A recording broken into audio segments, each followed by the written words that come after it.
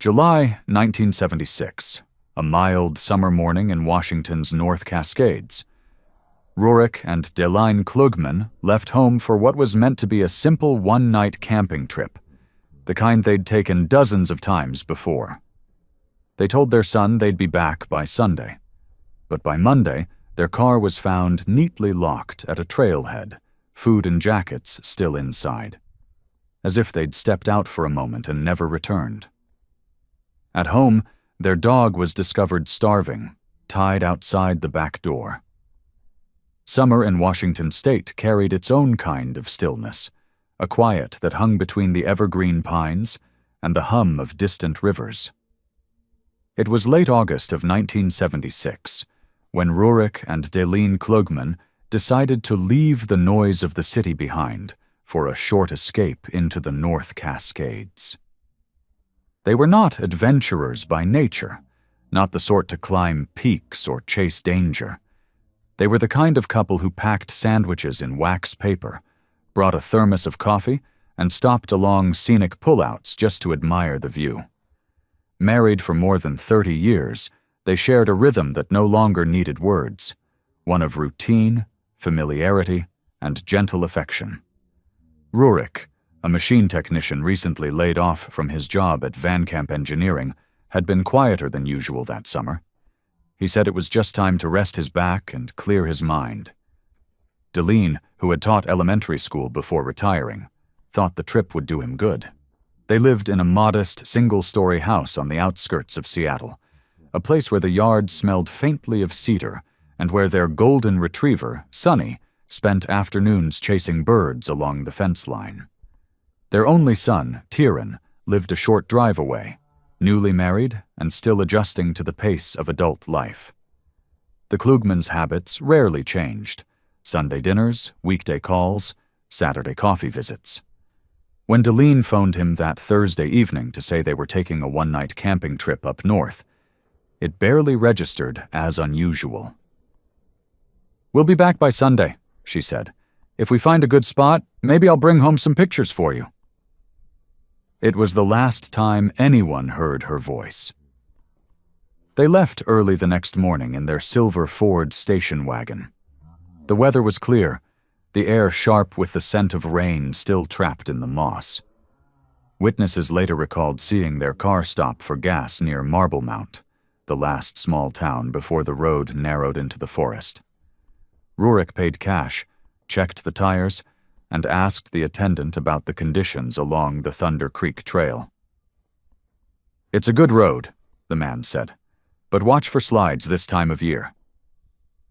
At the back seat, a red and black checkered blanket was neatly folded, a thermos beside it, and Deline's small camera bag tucked under her coat. They looked like any other couple heading out for a quiet weekend, completely unaware that they were driving straight into a disappearance no one would ever fully explain. When Sunday came and went with no word, Tyron assumed they'd decided to stay an extra night. But by Thursday, worry began to replace patience. His mother had never once missed a check-in. That afternoon, he drove to their house, expecting to find a note on the kitchen counter or a postcard left in the mailbox. What he found instead unsettled him immediately. The mailbox was stuffed full of unopened letters, the grass high and untrimmed, the front door locked. Inside, the air felt wrong, stale, heavy, and oddly cold for summer. The kitchen radio was still plugged in, faint static whispering through the speaker. 2 coffee cups sat on the table, their contents dried to rings at the bottom. Then he saw Sunny. The dog was outside the back door, tethered to a post. The ground around him clawed into dirt. The bowl beside him was bone dry, overturned, and the leash twisted as though he'd fought to pull free. He was alive, barely, his ribs showing through his coat, his tail wagging weakly at the sight of Tyron.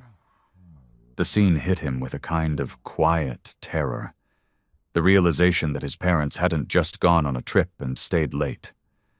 They had left behind everything they loved, including the animal they treated like family. Tyron rushed inside, calling their names. Every room was in order. The bed was made, the curtains drawn halfway, the calendar still marked on August 20th with a neat note in Deline's handwriting. Thunder Creek. 2 days.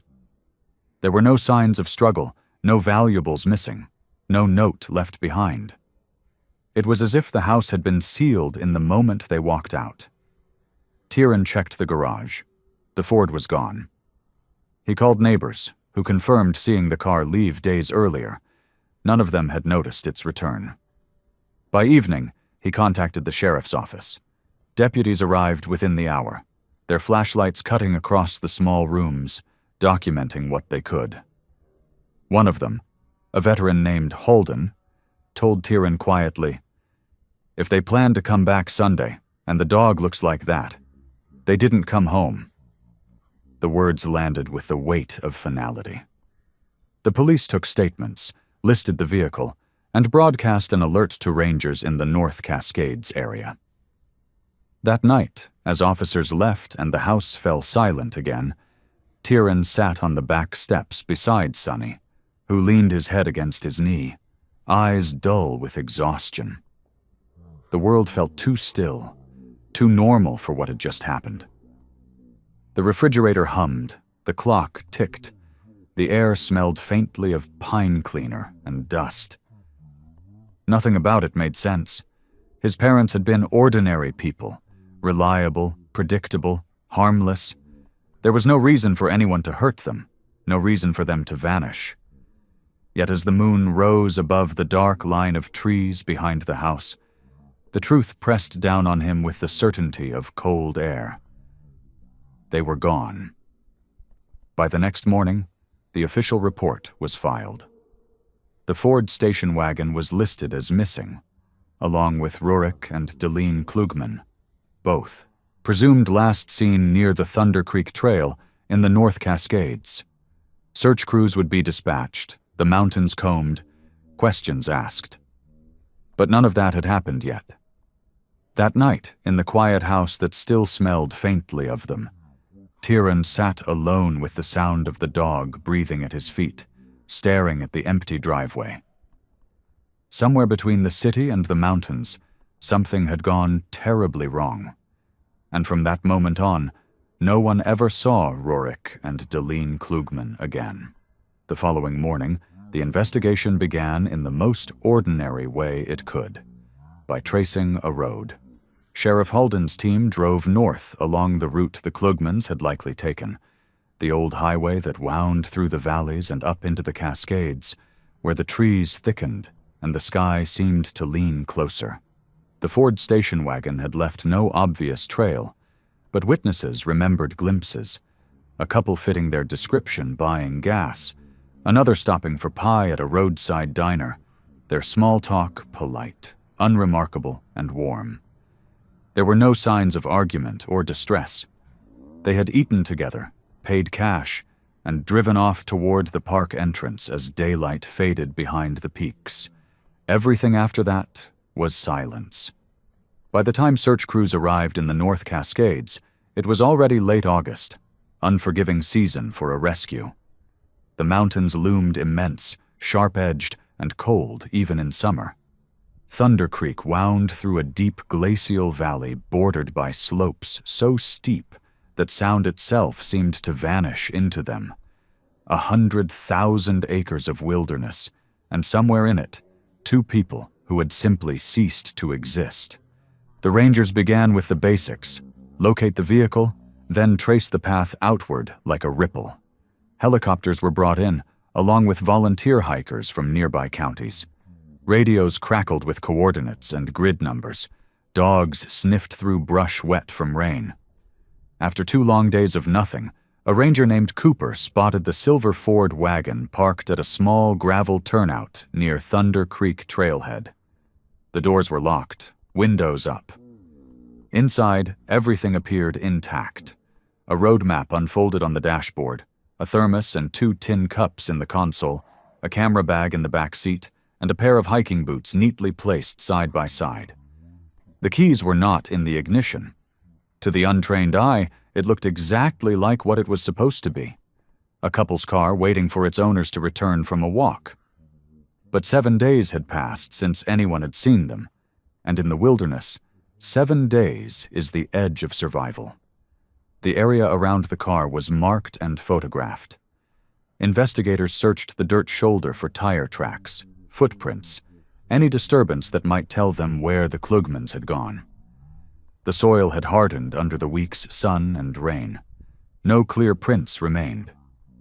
On a nearby log, a faded paper cup rested upside down. Rainwater pooled on top. No one could say if it belonged to them. The car was towed to the county station, but it yielded nothing. No blood, no sign of forced entry, no indication that anyone else had been there. The only prints on the doors and steering wheel belonged to Rurik and Deline. Over the next week, the search effort expanded. Dozens of rangers, local deputies, and volunteers combed the forest.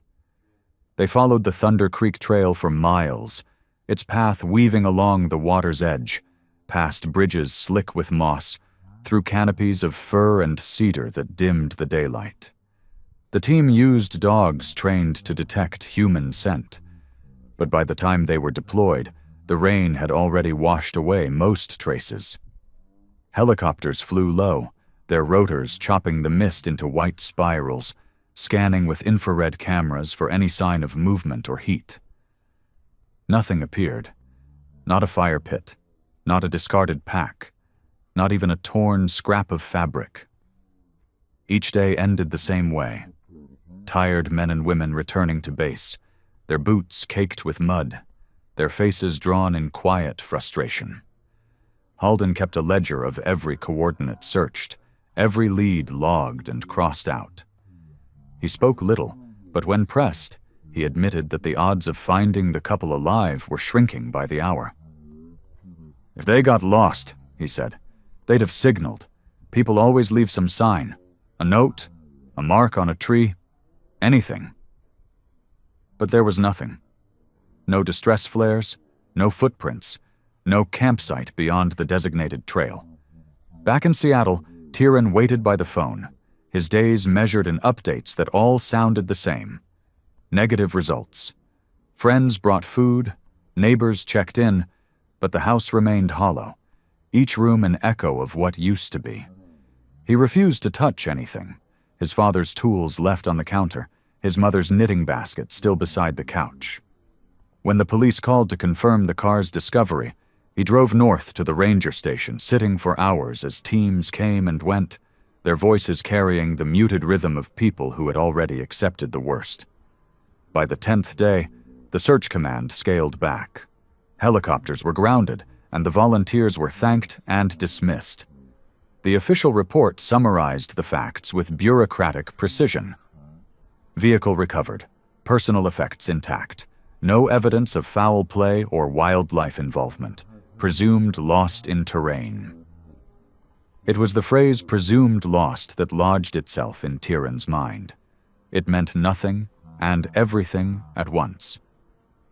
He asked to walk the trail himself, though the rangers discouraged it. The forest had grown darker with the encroaching autumn clouds, the paths slippery with moss and decay. He went anyway, retracing the first 2 miles of Thunder Creek until he reached a bend where the trees opened to a view of the valley below. The air smelled of wet bark and cold stone. For a long time he stood there, listening to the rush of the creek, trying to imagine where his parents might have gone, whether they had taken a wrong turn, or whether someone else had been, waiting in that stillness. But the forest gave no answers, only the sound of water moving endlessly over rock.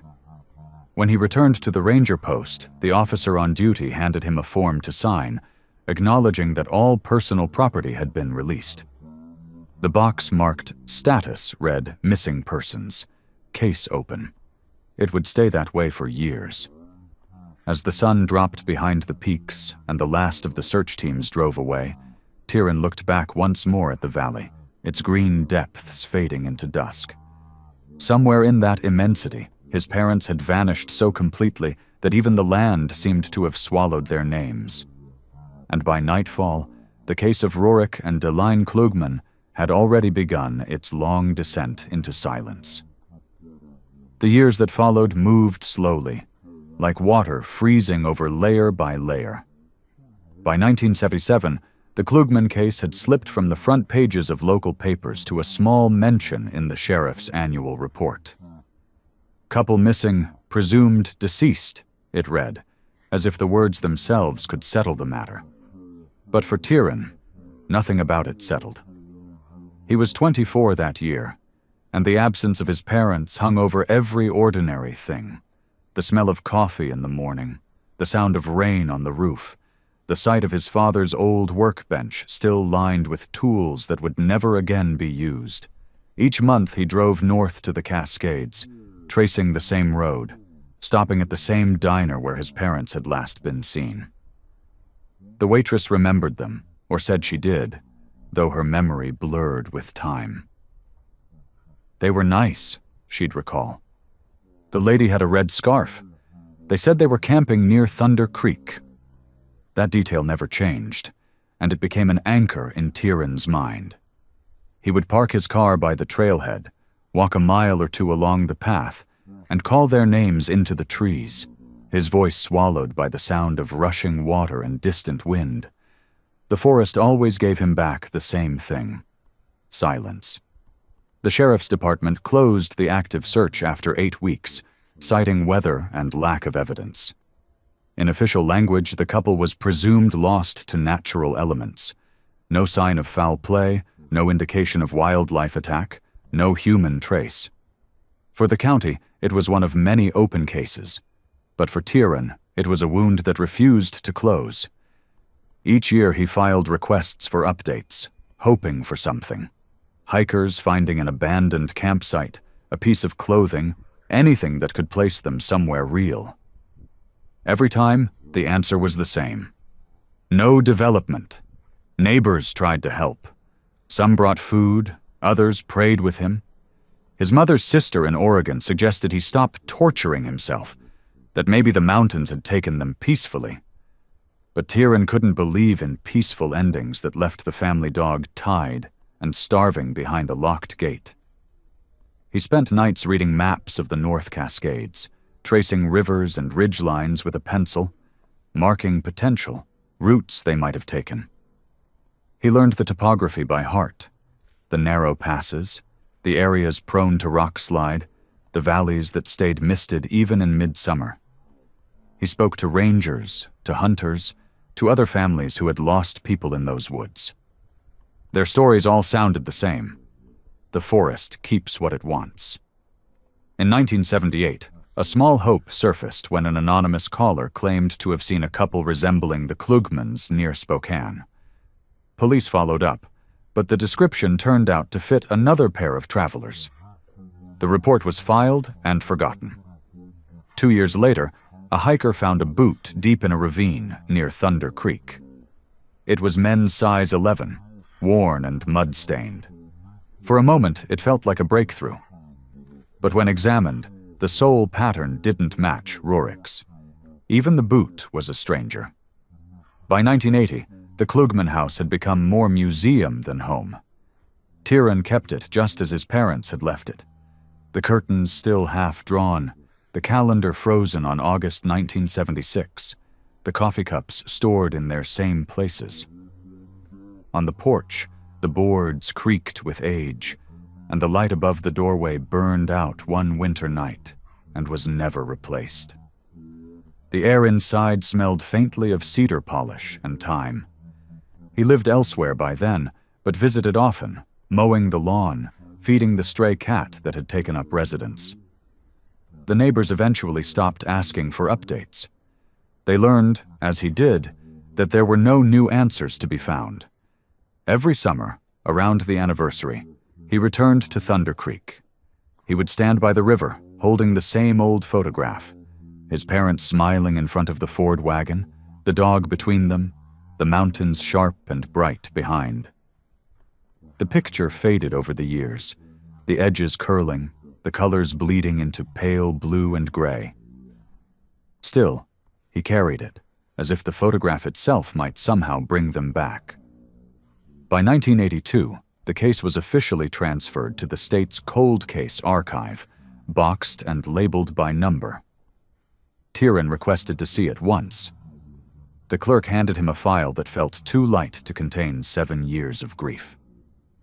Inside were a few pages of typed reports, copies of interviews, photographs of the car, and a small bag containing the film from his mother's camera. Never developed, too damaged by age and moisture. That was all. No evidence, no suspects, no theory that made sense.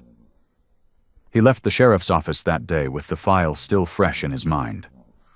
He realized that the silence of the case had become heavier than the loss itself.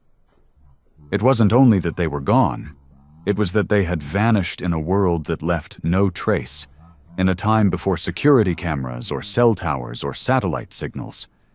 It was possible, he thought, to disappear completely in 1976.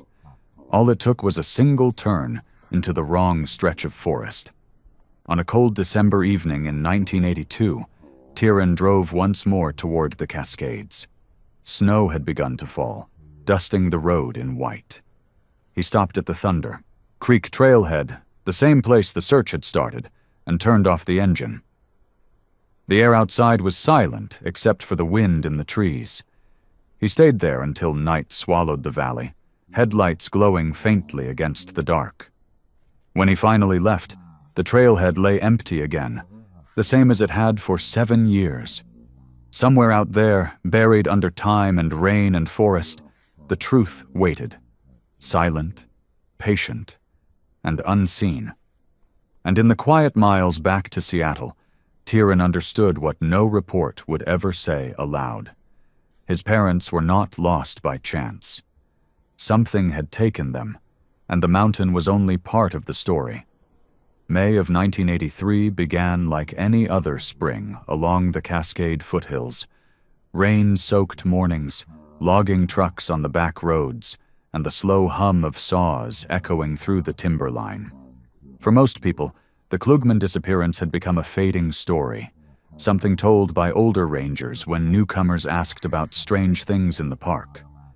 But one morning, deep inside Okanagan National Forest, the silence that had hung over the case for 7 years finally broke. Brody Husted was a contract logger, the kind of man who knew the forest like others knew city streets. That week, his assignment was simple: clear debris and reclaim old access roads left to rot since the 70s. He worked alone, driving a battered flatbed truck fitted with a winch and chains, moving from one forgotten stretch of road to another. The route that morning took him high into a shaded section where moss covered everything, and the trees grew so close they blocked out the sun. The ground was soft, the air wet, the smell of sap heavy around him. He was halfway through a steep curve when something metallic caught the corner of his eye, a piece of machinery almost swallowed by undergrowth. At first, he thought it was an old generator or a broken trailer. Curious, he pulled over, cutting the engine. The forest went still again, the sound of his boots squelching in mud as he approached. The object was large, coated in rust and grime, its paint long gone, but with traces of industrial orange beneath. As he brushed the moss from the surface, the shape became clear. It was a wood chipper, the kind used in logging operations decades earlier. Its frame tilted awkwardly, one wheel sunk deep into the earth, vines crawling through its chute. It looked like it hadn't been touched in years. Husted decided to haul it out. Old machines like this were considered hazards, and part of his job was to clear them.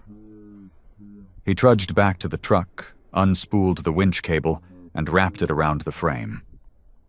The motor groaned as he pulled, the steel whining and bending, mud sloughing off as the machine shifted.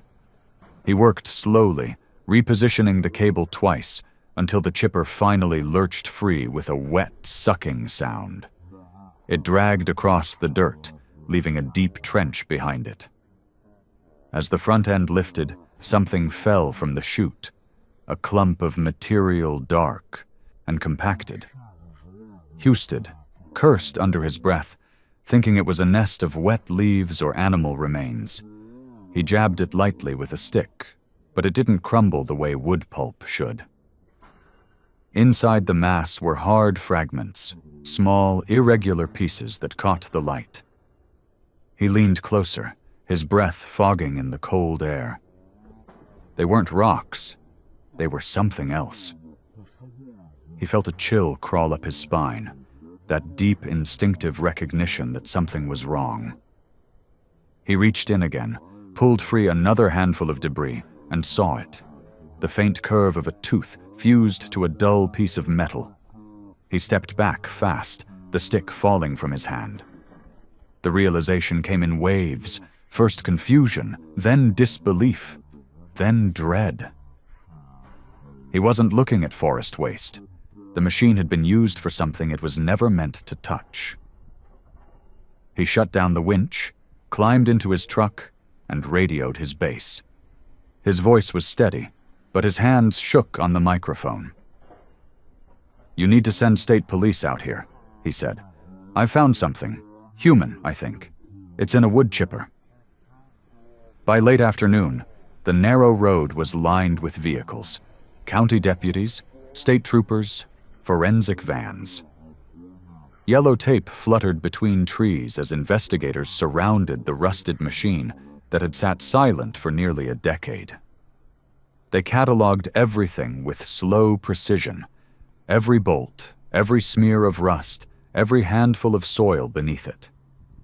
The chipped remains were collected and sealed in evidence bags, the machine itself hoisted onto a truck bed and driven to a state lab in Olympia. The tests came back 2 weeks later.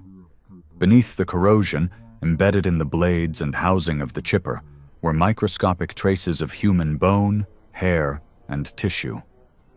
Mixed among them was something else, a fragment of silver dental inlay, unusual in shape and composition. The forensic odontologist assigned to the case compared it to archived dental charts of missing persons from the region. Only one matched. The inlay had belonged to Rurik Klugman, last seen 7 years earlier. When the confirmation arrived, Sheriff Halden made the call himself.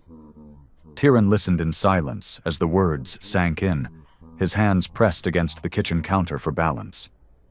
They hadn't found his father alive. They hadn't even found him whole. What they'd uncovered was evidence of something deliberate, violent, and methodical. The forest hadn't taken the Klugmans. Someone had. The case was reclassified overnight from missing persons to homicide.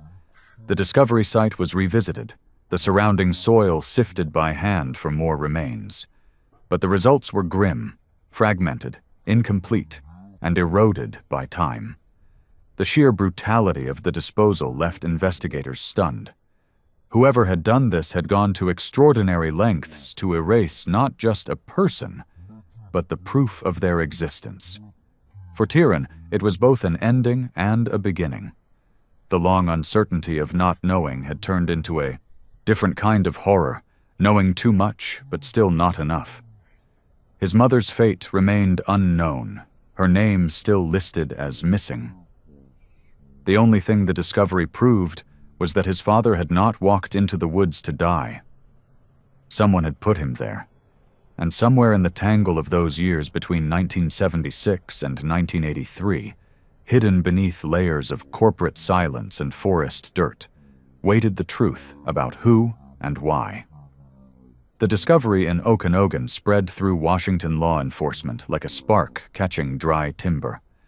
A dead man found not buried, but ground through a rusted machine. That detail alone pulled every investigator's attention. Sheriff Halden reopened the old file, blowing away the dust of 7 years. Every note, every interview, every unremarkable detail that had once seemed irrelevant was read again with new eyes. It no longer looked like a disappearance born of chance. It looked like someone's decision. The first thing the detectives did was reconstruct Rurik Klugman's last months of life. He had worked for Van Camp Engineering, a respected manufacturer of heavy industrial machinery based in Tacoma. The name appeared only briefly in the original report, Underemployment History. At the time, no one had considered it important. But now, when Halden's deputy called the company to verify employment records, he learned that Rorick's departure had not been the smooth, early retirement described to family. He had been terminated abruptly in June 1976 after a disagreement with the company's owner, Oswin Van Camp. The reason, officially, was breach of confidentiality regarding internal operations. Tieran remembered how his father had described it differently. He'd said the company was downsizing, that he'd been offered a severance.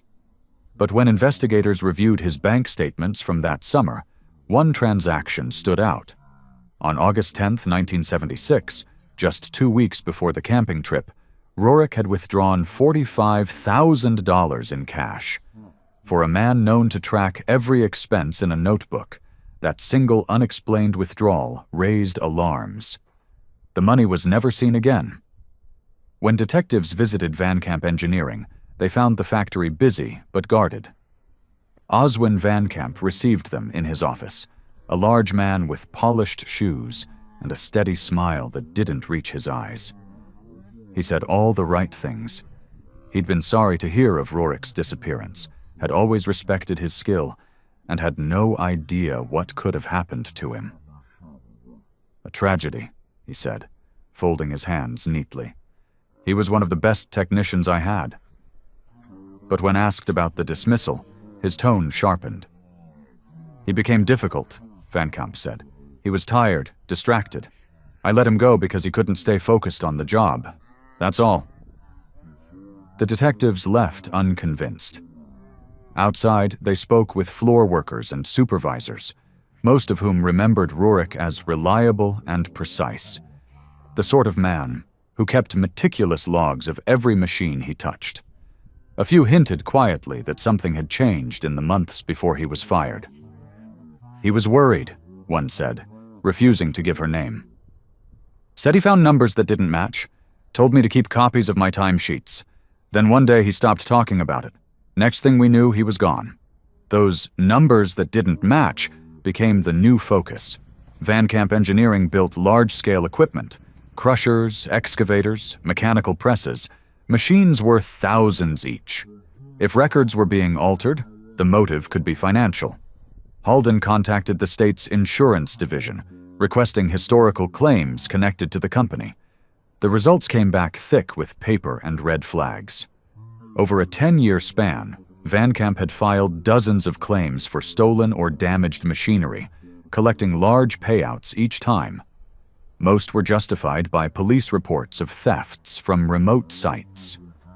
Yet none of the supposed thefts had ever been solved, and several reports appeared to have been written by the same officer, whose signature didn't match the department's file. What emerged was the outline of a fraud so careful it could have stayed buried forever. The theory formed quietly. Van Camp reported equipment as stolen, collected the insurance, and quietly moved the lost machines into storage, possibly reselling them later. It would have required insider knowledge, someone to manage records, serial numbers, and maintenance logs. Rorick had been that person. For weeks, investigators dug through archived invoices, interviewing past employees who had since retired or moved out of state. Most refused to talk, their fear still palpable. "You don't cross Van Camp," one man said over the phone before hanging up. Others claimed ignorance. The silence around the company felt deliberate, as if everyone had learned that talking about it led nowhere good. Meanwhile, the physical evidence from the wood chipper was analyzed again. Mixed with the degraded remains were small metallic flakes, machine oil residues inconsistent with forestry work, but matching lubricants used in heavy industrial devices manufactured by Van Camp Engineering in the 1970s. It was a small link, but it tied the horror in the forest back to the factory in Tacoma. The FBI became involved that summer, Financial crimes and homicide rarely crossed paths so clearly. Agents began tracing company accounts, following the money through shell corporations registered to fake addresses. Each step added weight to the suspicion that Van Camp's empire had been built as much on deception as steel. Still, none of it proved murder. Fraud explained motive. It didn't explain the night at Thunder Creek. That part remained the black hole at the center of the file. How did two people vanish from a campsite without noise, without struggle, without leaving behind a single footprint? Why use a wood chipper to destroy only part of one body, while leaving the rest unaccounted for? Those were not the acts of panic. They were the acts of planning. When the FBI questioned Oswin again in August 1983, his composure cracked just slightly. He denied all wrongdoing, dismissed the fraud allegations as bookkeeping errors, and laughed when asked about the wood chipper. "Gentlemen," he said, "that's a machine we sold a decade ago. You're fishing." But later that evening, agents noted that one of Van Camp's former security supervisors, a man named Jory Pasternak, had abruptly quit his new job and disappeared from his residence in Tacoma. He'd worked for Van Camp in the mid-70s, described by co-workers as the kind of man who didn't talk, just waited for orders. When the news reached Tieran, it hit him with a strange mixture of dread and clarity. For 7 years he had searched the wilderness for his parents, thinking the forest itself had swallowed them. Now, for the first time, the trail pointed back to something human. His father had found a secret too big to stay buried. And somewhere out there, among the men who had once called themselves colleagues, were the people who had made sure he never spoke again. The case no longer belonged to the mountains. It belonged to the machines, the money, and the men who built their fortune on silence. And from that moment, the hunt for Rurik Klugman's killer began in earnest.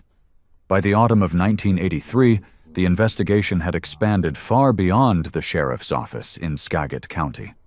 What began as a missing persons file now spanned financial ledgers, false insurance claims, and a trail of forged documents that reached deep into the industrial corridors of Washington state. The FBI's Financial Crimes Division took the lead, assembling a task force in Tacoma dedicated to unraveling the inner workings of Van Camp Engineering. For years, the company had been considered a pillar of the regional economy, a family-run manufacturer that supplied equipment to mills, quarries, and construction sites across the Northwest. On paper, it was clean. But the deeper agents dug, the more the paper trails bled. Each ledger told a story that didn't add up. Machines reported as stolen had quietly reappeared under new serial numbers. Parts written off as scrap were showing up in private resale invoices. Several warehouses registered to shell corporations carried the faint signature of the same accountant, a man long deceased, whose name had been used to sign off on purchases after his death. It was an operation that could not have existed without someone keeping the books tidy from the inside. And that someone, according to every witness who dared to speak, had been Rurik Klugman. The more the agents learned, the clearer the motive became. In the summer of 1976, months before he vanished, Rurik had discovered discrepancies in the equipment logs. He had approached his direct supervisor about them, insisting that certain machines, marked as destroyed, were still in operation. Within days, his access to company files was restricted. A week later, he was called into Oswin Van Camp's office and dismissed without notice. 2 co-workers remembered the meeting afterward. The look on Rurik's face, pale and stunned, as he carried a box of tools out to his car. He didn't say much then, only that he was done fixing other men's lies. Now, 7 years later, those lies were unraveling. The FBI traced the network of warehouses and discovered at least 3 still in use, hidden under layers of false ownership. One, located in a remote industrial park south of Seattle, drew particular interest. The power bills had continued for years, despite no registered business operating there. Surveillance was established. For days, nothing moved. Then, one night in late October, agents recorded 2 vehicles arriving: a black sedan registered to Oswin Van Camp and a white panel truck rented under a false name. The men who stepped out matched descriptions of Van Camp himself and his former head of security, Jory Pasternak, the same man who had vanished after the FBI began asking questions. The surveillance team watched as the warehouse lights flickered on. Machinery inside began to move, forklifts lifting heavy crates, the echo of metal striking concrete. It was clear they were emptying the place. The decision was made quickly. The evidence inside could not be allowed to disappear. Within the hour, a tactical team was assembled. Shortly after midnight, under the cover of fog, FBI agents and state police surrounded the complex. At 12:47 a.m., they breached. The rolling doors thundered open, and floodlights cut through the dust. Inside, rows of heavy industrial machines gleamed under grime. Excavators, presses, drills, all tagged with serial numbers that matched those reported stolen years ago. Near the loading bay, Oswin Van Camp stood frozen beside a clipboard, his face drained of color. Pasternak, operating a forklift, tried to block the entrance but was quickly subdued. The arrests were swift and wordless. For the first time, the empire built on fraud and intimidation stood exposed. As investigators cataloged the contents of the warehouse, they realized the scope of the operation. Nearly every machine corresponded to a fraudulent insurance claim filed in the mid-1970s. Millions of dollars had been funneled through fake companies and offshore accounts. Among the piles of ledgers and invoices, one notebook stood out, bound in worn brown leather, filled with neat, methodical handwriting. It was a maintenance log, labeled in faded ink, RK, Unit Verification. The initials were unmistakable. The notebook contained serial numbers, inspection dates, and notes in Rurik Klugman's script, including one entry dated a week before his disappearance. Machine Aumdrucker 311B, reported destroyed, still functional, test run complete.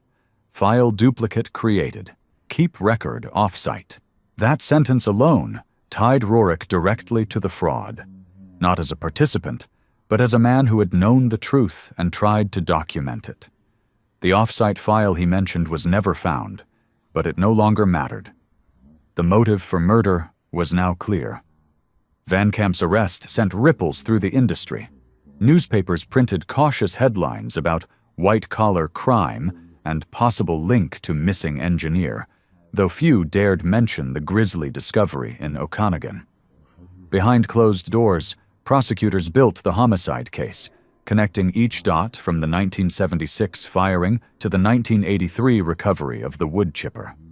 Pasternak, facing decades in prison, stayed silent for weeks, his face a mask of stone in interrogation rooms. But isolation wears down even the hardest men. When confronted with photographs of the warehouse, the recovered machines, and the maintenance log signed by Rurik, his silence broke. It wasn't a full confession, not yet. More like a crack in a wall. He shouldn't have come back, Pasternak muttered during one late-night session. He was supposed to take the money and keep quiet. The agents leaned forward, but he refused to say more. Still, that single line confirmed what everyone in the room already suspected. Rurik had been paid to disappear, and when he didn't, they had made sure he did. For Tieran, watching the story unfold from the margins of newsprint, the revelations were both vindication and torment. His father hadn't died lost in the mountains. He had been murdered by men who feared what he knew. The silence of 7 years had finally begun to break, but it came with the sound of machines, metal grinding on metal, the echo of greed disguised as industry. And behind it all, the one question that still hung in the air like smoke. What had become of his mother, Deline? That answer, when it came, would turn the investigation from a financial case into something far darker. The confession didn't come easily. For weeks after his arrest, Jory Pasternak sat in silence, arms folded across his chest, answering every question with the same dull repetition. I don't remember. He was 48 then, a heavy man hardened by years of labor and loyalty. He'd been Van Camp's shadow, his driver, his security, his fixer. But isolation inside a federal detention block began to work on him. The walls were gray, the food tasteless, the days long. And when the prosecutors hinted at the death penalty, something inside him cracked. Late in November 1983, during a midnight session inside the Tacoma field office, Pasternak finally began to talk. His words came slow at first, then steady, like someone reciting a story he'd told himself too many times to forget. He said the trouble started in the summer of '76. Rurik Klugman had uncovered the pattern, the missing machines, the falsified records. He'd gone to Van Camp privately, expecting correction or at least conversation. Instead, Van Camp saw a threat. He wasn't going to stay quiet, Pasternak told the agents. He wanted to go to the board, maybe the papers. Oswin couldn't let that happen. So Van Camp made an offer. $45,000 in cash, the kind of money a technician couldn't ignore. According to Pasternak, Rurik took it but didn't sleep easy. He'd been keeping a copy of his work logs, maybe as insurance, maybe as conscience. Within weeks, Van Camp convinced himself that Klugman was preparing to expose him anyway. He told me, Pasternak said, his voice low. The man's got to be handled. Clean, quiet, permanent. The agents let him talk. He described following the Klugmans north that August weekend, his truck trailing the silver Ford until the forest swallowed the road. Van Camp rode beside him, calm, chain-smoking through the mountain curves. They waited until dusk. The couple set up by the creek, Pasternak said, had a little fire going, radio playing soft, the kind of picture you'd see on a postcard. His hands trembled as he spoke. Then Oswin said now. The attack was fast. Van Camp struck first, using the butt of a revolver. Pasternak restrained Deline before she could scream. There were no witnesses, only the sound of water moving over stones.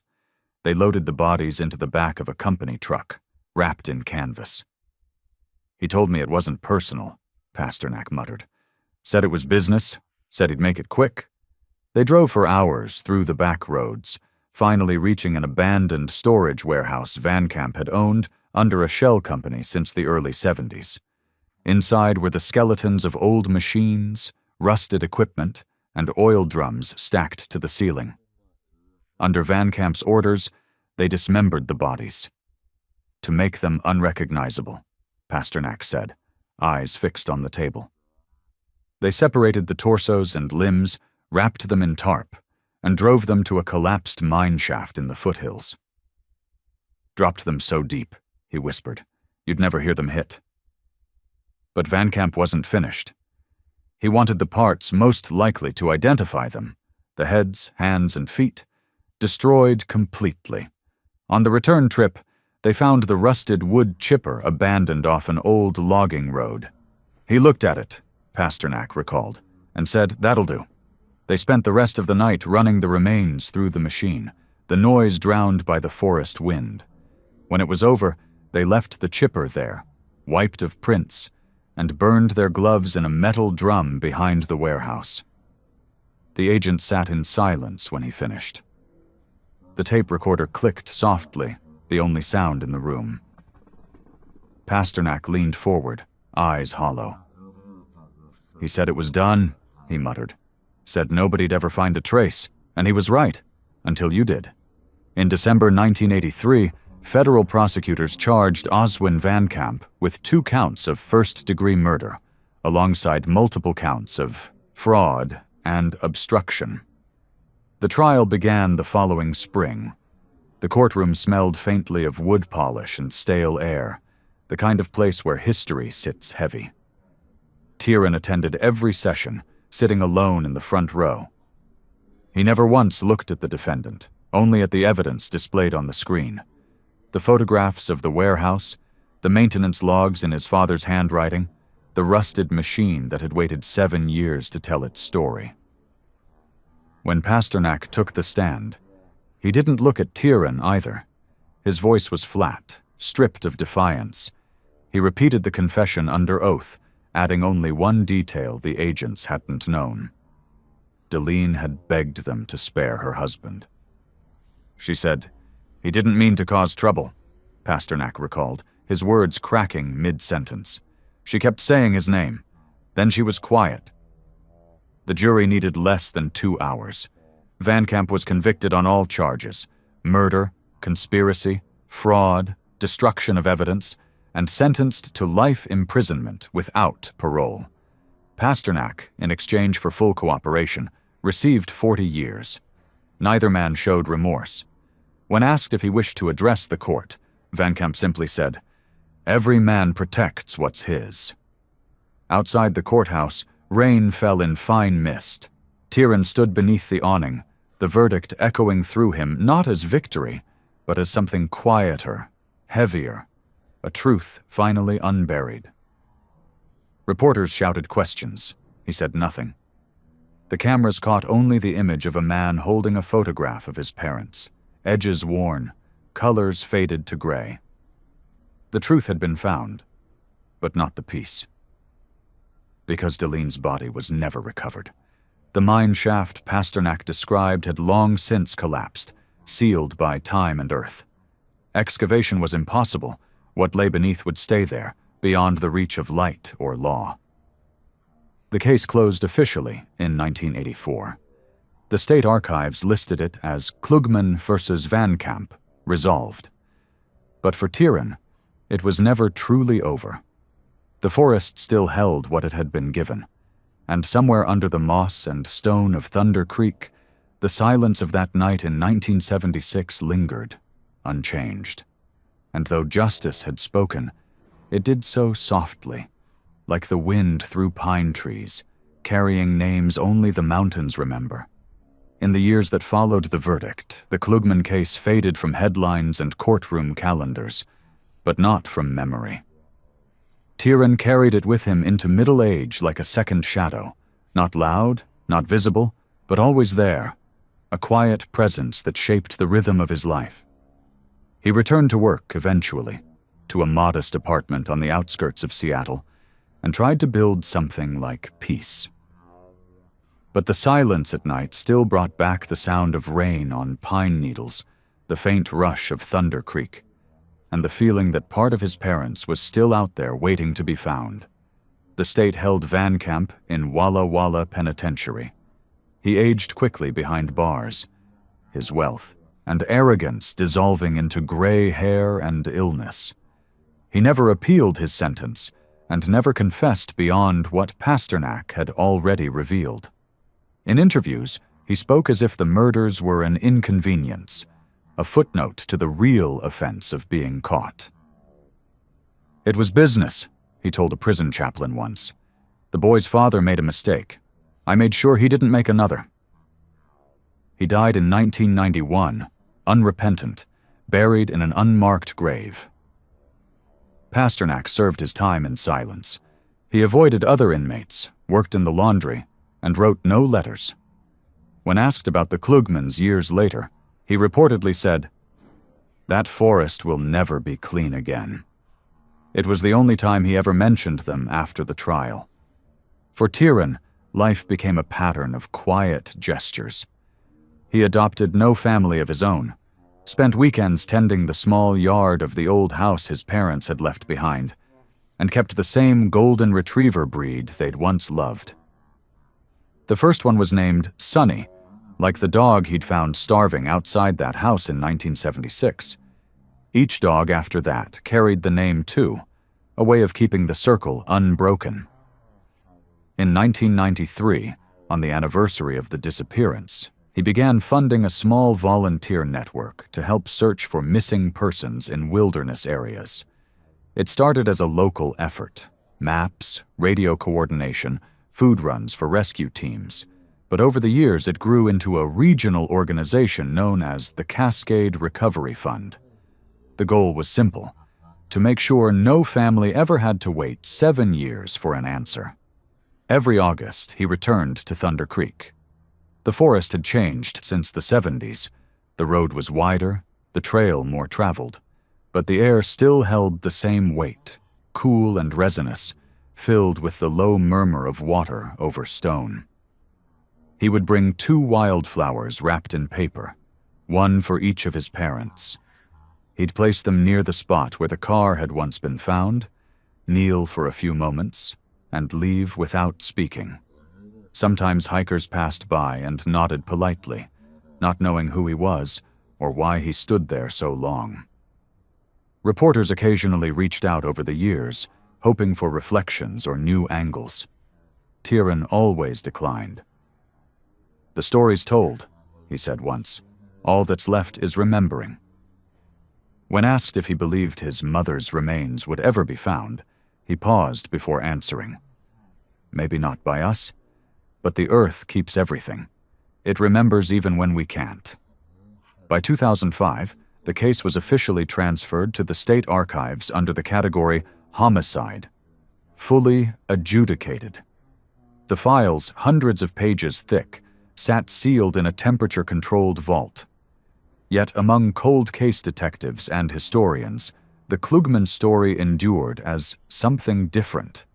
Not just a record of crime, but a parable of the era, a reminder of how greed can erase lives as thoroughly as wilderness. The wood chipper that had ended Rorick's life now sat behind glass in a small exhibit at the Washington State Forensic Museum, labeled simply Evidence 83-147. Visitors walked past it, unaware of the years it had waited in silence before speaking. When Tieran died in 2011, his will was short. He left his house to the Cascade Recovery Fund, his father's maintenance log to the State Museum, and a small note in his own handwriting. Truth found us too late, but it found us. He was buried beside Sonny's final resting place, under a cedar tree behind the house. Today, the Klugman name appears only in old archives, footnoted in criminal law texts, and mentioned in FBI seminars as an example of industrial motive homicide. But for those who still walk the Thunder Creek Trail, the forest holds its own quiet memorial. Near the overlook above the valley, hikers sometimes find a small bronze plaque fixed to a rock, weathered green by rain and time. It reads, "In memory of Rorick and Delan Klugman, lost to silence, found in truth." And beneath it, etched faintly, a single line that could have been Tieran's final thought. The forest never kept them. It only waited for us to listen. If stories of truth, time, and reunion move you, make sure to subscribe, like, and share this video. Every follow keeps these forgotten names alive a little longer. And before you go, tell us, where in the world are you watching this story from?